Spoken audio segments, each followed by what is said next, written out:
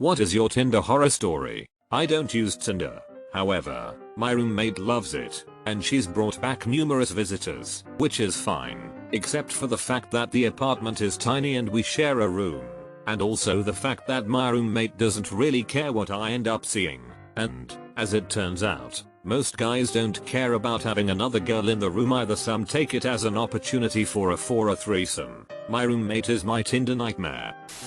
This was back when Tinder first came out and wasn't quite as known as a hookup app. We met and had a great first date. Second date was even better. Things kept going for about 2 months when she told me she went out with me originally in an attempt for a dinner with schmucks type thing where her and all her friends would bring the worst Tinder date. We both really liked each other, but I couldn't get over how we started.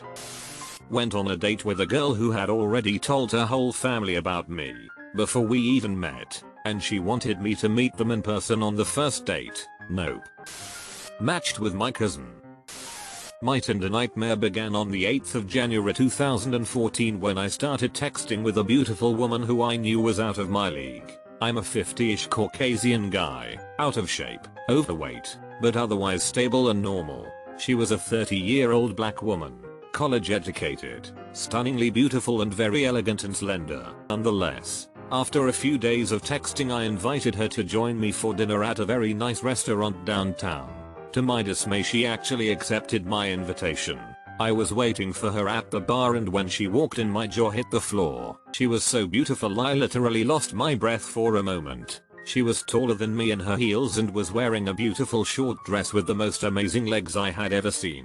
She greeted me with a bright smile and a gentle hug and we were escorted to our table. We had a very good date. The conversation flowed, and she seemed to have a good time as well. We decided to continue the date and went to a couple of bars for drinks. Finally she said it was time to go home and, since she had taken Uber earlier, I offered to give her a ride home and she quickly agreed. All this time I thought that, even though the date was fun and comfortable, I assumed it would possibly lead to friendship at best considering the obvious differences. Well, when we got to her place we talked for a few minutes more. I offered to walk her to her door but she declined. She then got out and walked around to my door. She leaned through the window and planted a very brief but sensual kiss on my lips. My heart stopped. She then leaned back and smiled. I was able to stammer out an invitation to go out again and she accepted without hesitation. I was on cloud 9. I knew that this remarkable woman would have a profound effect on my life. It seemed predestined. Fast forward a couple of weeks. She and I had been seeing each other nearly every day and I was developing strong feelings already. But something was wrong.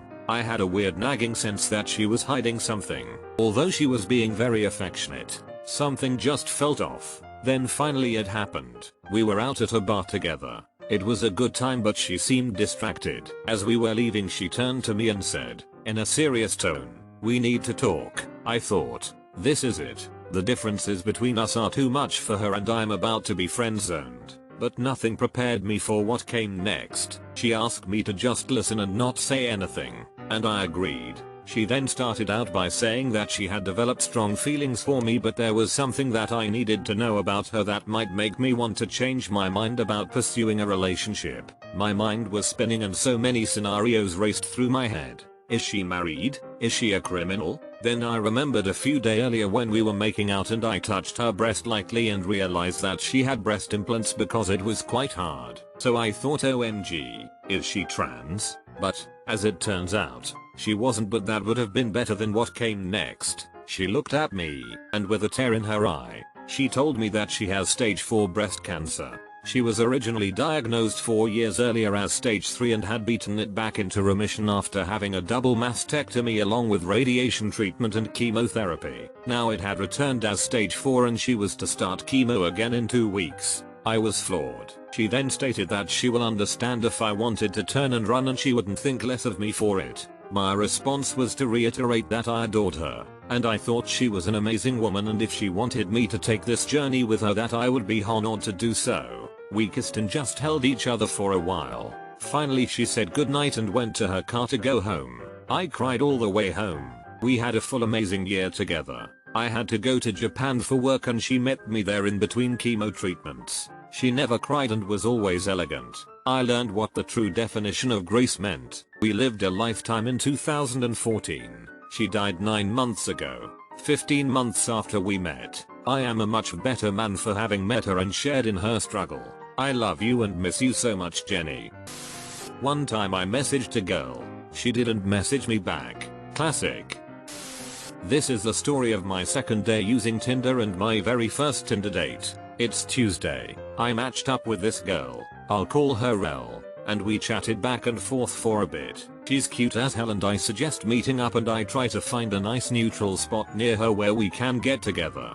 She invites me to barbecue with some of her former co-workers. I'm pretty hesitant to this at first as I don't want to meet someone for the first time at some BBQ. Well, I caved and I ended up meeting her at this BBQ and in all honesty, it was pretty fun. Elle and I are getting along pretty well. She's trying to feed me shots of rum. I don't have any because I have to work in the morning. And all is pretty damn great. Anyways, BBQ comes to an end and she abruptly says okay, I'll talk to you later and leaves. Confused. I drive myself home and as soon as I get off the freeway she shoots me a text saying you could have come over to my house if you asked. I tell her I still can.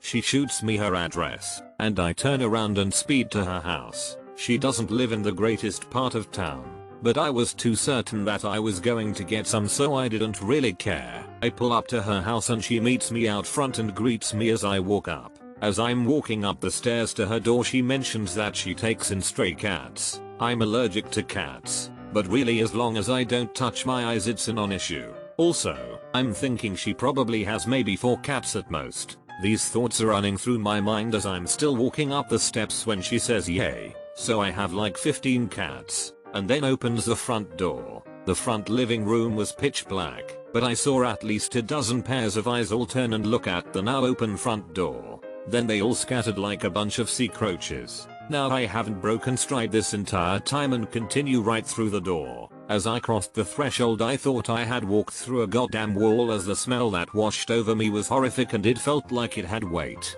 Cat piss. Undeniably it was pure cat piss from 15 unwashed stray cats. There isn't a light on in this house, but I can still see stacks of bins all over the room like it was something out of one of those hoarder TV shows. From the tops of these rubbish towers sat some of the cats, peering down at me. Elle quickly ushers me to her room which happens to smell like bleach, as my nostrils have started to burn from a smell other than cat piss. She mentions having just cleaned her room and having scrubbed everything down with bleach, as if that's a normal thing to do when you clean a room. Any sane guy probably would have backed out well before now, and I should have too, but I had come too far and I was way too hard to turn back now. We get comfy on her bed and she puts on Netflix. This is before I knew Netflix and chill was a thing, but I knew where things were going. She picks a Saw-esque type movie called Adrenaline, I think, and makes herself comfortable as the little spoon. I make some advances during this effing horror movie and she's completely unresponsive. So after about 45 minutes of nothing, I tell her I need to get home and go to bed since it's 2 AM and I have work in the morning. During my entire time at her house I tried really damn hard not to touch my face, but I knew since walking in there was no way I was getting out unscathed. I drive home and my eyes are itchy as hell and are starting to water. After getting home, I look in the mirror and my eyes just look like total crap. Completely bloodshot and itchy. The allergy has never lasted more than a couple hours after starting so I went to bed and figured I would be fine by the morning. Boy was I wrong. I wake up with my alarm at 4:45 AM, bleary-eyed and feeling like total crap as I expected. My eyes are heavy and I can barely open them as I shamble to the bathroom to take a shower. I flip on the light and see, or rather, barely see, a effing horror show.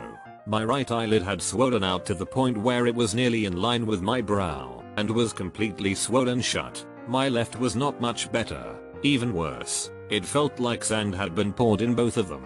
I had to call in sick to work and go to the doctor to get a prescription to bring the swelling down when it looked like it wasn't going down after a couple hours. I text Elle mentioning that apparently I was more allergic to cats than I remembered and I never got a response. Swelling took about 5 days to go down completely.